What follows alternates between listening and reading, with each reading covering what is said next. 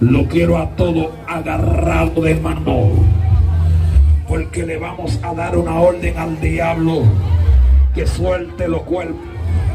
Los que quedan aún por manifestarse se van a manifestar.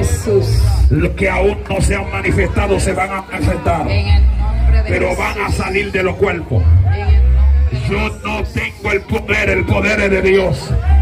Ninguno de nosotros tenemos el poder de Dios. Ahora yo quiero que ores.